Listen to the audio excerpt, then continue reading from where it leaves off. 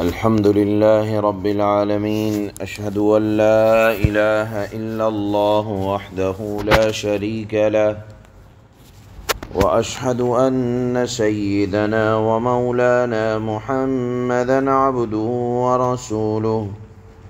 أما بعد، فأعوذ بالله من الشيطان الرجيم. بسم الله الرحمن الرحيم. وكم من ملك في السماوات لا تغني شفاعتهم شيئا إلا من بعد أن يأذن الله لمن يشاء ويرضى. إن الذين لا يؤمنون بالآخرة ليسمون الملائكة تسمية الأنثى وما لهم به من علم، إن يتبعون إلا الظن وإن الظن لا يغني من الحق شيئا. فأعرض عمن تولى عن ذكرنا ولم يرد إلا الحياة الدنيا، ذلك مبلغهم من العلم، إن ربك هو أعلم بمن ضل عن سبيله وهو أعلم بمن اهتدى. صدق اللہ مولانا العلی العظیم۔ کل کی آیات میں اللہ پاک نے یہ ارشاد فرمایا تھا کہ جو لوگ دیوی دیوتاؤں کی اس وجہ سے ان کو مانتے سمجھتے پوجتے ہیں کہ وہ اللہ کے دربار میں سفارش کر دیں گے اور کہہ دیں گے کہ ہمیں پوجتے تھے اللہ، آپ ان کو بخش دیں۔ اللہ نے بہت کھلے الفاظ میں آج کی پہلی آیت میں ارشاد فرمایا کہ یہ تو تمہارے بنائے ہوئے بت ہیں، تمہارے پاس تو کوئی دلیل بھی نہیں ہے کہ ان کو اللہ نے حق دیا ہے۔ اللہ فرماتے ہیں کہ یہ یعنی تمہارے ہاتھوں کے بنائے ہوئے بت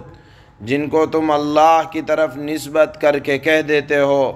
کہ یہ اللہ کی بیٹیاں ہیں، دیویوں کی نسبت بیٹیوں کی طرف اللہ کی کرتے ہو تم، یہ تو تمہارے بنائے ہوئے ہیں۔ اللہ اس سے آگے کی بات ارشاد فرماتے ہیں کہ اللہ کے دربار میں ان کو تو کیا سفارش کرنے کا حق ہے، اللہ کے جو مقرب معزز فرشتے جن کو اللہ نے بنایا ہے اور اللہ کے نزدیک ان کی عزت بھی ہے، ان کو بھی اللہ کے دربار میں بولنے کی اجازت، سفارش کرنے کا حق نہیں ہوگا۔ بتوں کی بات تو بہت دور کی، اللہ کے مقرب فرشتے بھی اللہ کے دربار میں کسی کی سفارش نہیں کر سکتے الا من بعد ان یأذن اللہ، مگر یہ کہ اللہ کسی کو سفارش کرنے کی اجازت مرحمت فرما دیں۔ جیسے آپ جانتے ہیں اللہ کے نبی امت محمدیہ کی سفارش کریں گے صلی اللہ علیہ وسلم، حافظ قرآن اپنے گھر والوں کی سفارش کرے گا، اور نیک کام کرنے والے ایک دوسرے کی سفارش کریں گے۔ تو سفارش کرنے کا حق اللہ جس کو دیں گے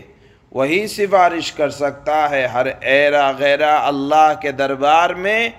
بول بھی نہیں سکتا ہے۔ تو یہ کہاں سے تمہارے بنائے ہوئے بت یا تمہارے بنائے ہوئے دیوی دیوتا یا جن کو تم اللہ کی بیٹیاں قرار دیتے ہو، یہ کہاں اللہ کے دربار میں بولنے کی ہمت رکھیں گے؟ گویا کہ اللہ نے پہلی آیت میں صاف فرمایا کہ اللہ کے دربار میں زبان بھی وہ کھول سکے گا جس کو اللہ اجازت دیں گے۔ پھر دوسری بات ارشاد فرمائی کہ ان الذین لا یؤمنون بالآخرہ لیسمون الملائکۃ تسمیۃ الانثی۔ اللہ نے فرمایا کہ بلا وجہ ہی کسی نے اپنے ذہن سے بغیر دلیل کے، بغیر حقیقت حال کے اپنے ذہن سے کہہ دیا کہ اللہ نے فرشتوں کو بیٹیاں قرار دیا ہے۔ اللہ نے فرمایا وما لہم بہ من علم، کوئی دلیل نہیں ہے۔ ان یتبعون الا الظن، صرف بے اصل خیالات ہیں، اور یقیناً بے اصل خیالات حق کے سلسلے میں ذرا بھی مفید نہیں ہوتے۔ یعنی اللہ نے فرمایا کہ جو لوگ مٹی کے بنائے ہوئے بتوں کو اپنا معبود سمجھتے ہیں، صرف ذہن میں بات آئی، خیالات آئے، بغیر دلیل کے اللہ نے فرمایا کہ ان کو اپنا حاجت روا، مشکل کشا سمجھ لیا، ان کے پاس اس بات کی کوئی دلیل نہیں ہے۔ پھر اخیر کی آیت سے پہلے والی آیت میں اللہ نے فرمایا کہ اے محمد صلی اللہ علیہ وسلم، جو آپ کی بات، حق بات کو سمجھانے کے بعد نہیں مانتا اور بس رات اور دن اس کی خواہش یہ ہے کہ میری لذتیں پوری ہو جائیں، میری شہوتیں پوری ہو جائیں، اور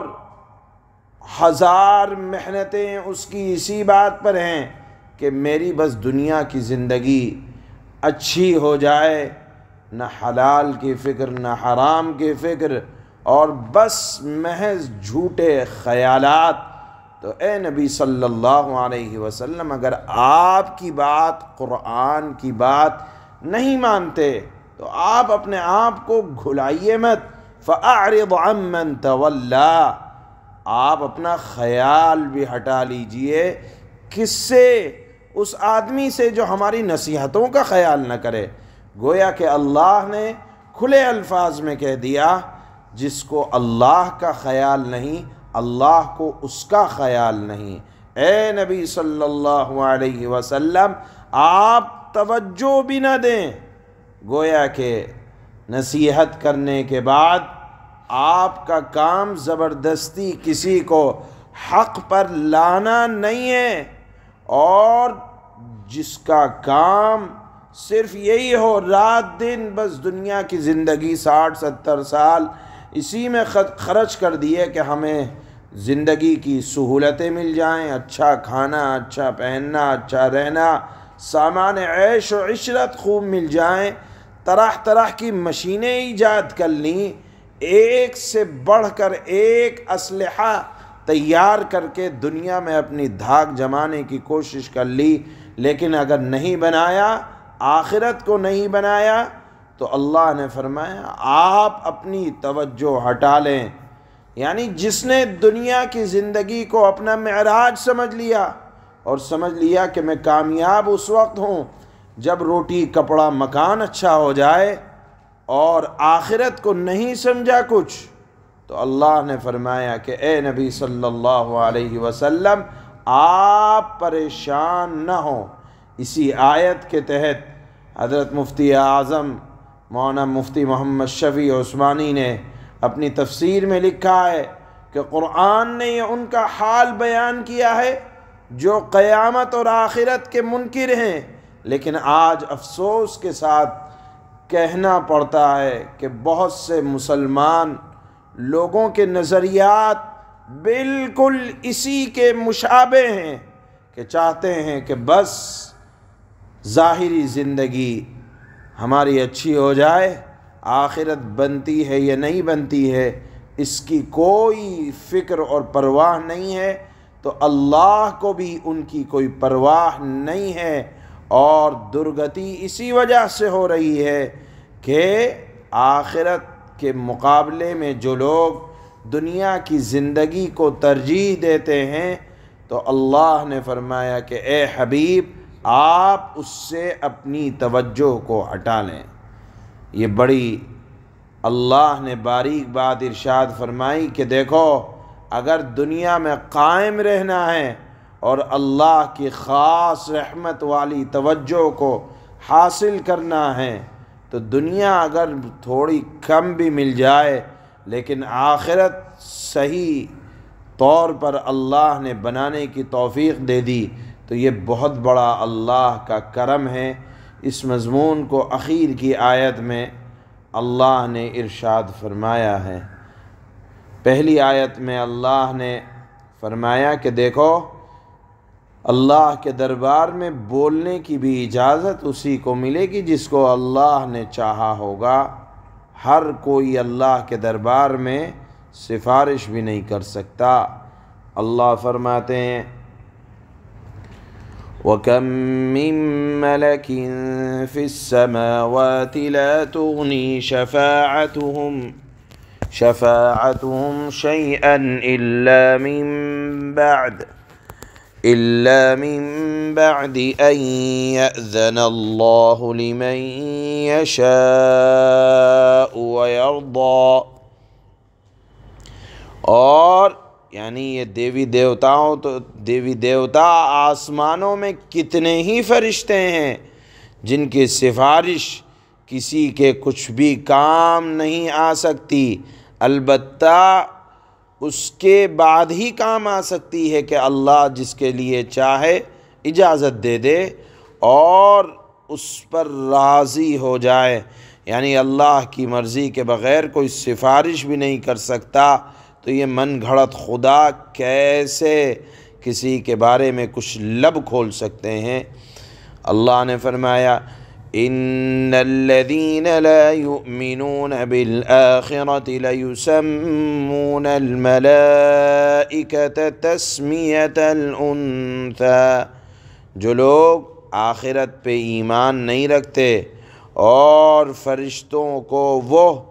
زنانے ناموں سے یاد کرتے ہیں، اللہ نے فرمایا وَمَا لَهُم بِهِ مِنْ عِلْمٍ، حالانکہ انہیں اس بات کا ذرا بھی علم نہیں ہے، إِن يَتَّبِعُونَ إِلَّا الظَّنَّ، وہ محض وہم اور گمان کے پیچھے چل رہے ہیں، وَإِنَّ الظَّنَّ لَا يُغْنِي مِنَ الْحَقِّ شَيْئًا، اور حقیقت یہ ہے کہ وہم و گمان حق کے معاملے میں بالکل کارآمد نہیں ہے۔ فَأَعْرِضْ عَمَّن تَوَلَّىٰ عَن ذِكْرِنَا وَلَمْ يُرِدْ إِلَّا الْحَيَاةَ الدُّنْيَا، لہذا اے پیغمبر آپ ایسے آدمی کی فکر نہ کریں، یعنی اپنے آپ کو ہلاکت میں نہ ڈالیں، غم میں نہ گھلائیں، جس نے ہدایت سے منہ موڑ لیا اور دنیاوی زندگی کے سوا وہ کچھ اور چاہتا ہی نہیں ہے، بس یہی چاہتا ہے کہ یہی اچھی ہو جائے۔ ذَلِكَ مَبْلَغُهُم مِّنَ الْعِلْمِ إِنَّ رَبَّكَ هُوَ أَعْلَمُ بِمَنْ ضَلَّ عَنْ سَبِيلِهِ وَهُوَ أَعْلَمُ بِمَنِ اهْتَدَىٰ۔ ایسے دنیا دار لوگوں کے علم کی پہنچ بس یہیں تک ہے، دنیا کی زندگی تک۔ تمہارا پروردگار ہی خوب جانتا ہے کہ کون اللہ کے راستے سے بھٹک چکا ہے، اور اللہ خوب جانتا ہے کہ کون سیدھے راستے پر راہ پا گیا ہے۔ سبحان اللہ بحمدہ، سبحانک اللہم۔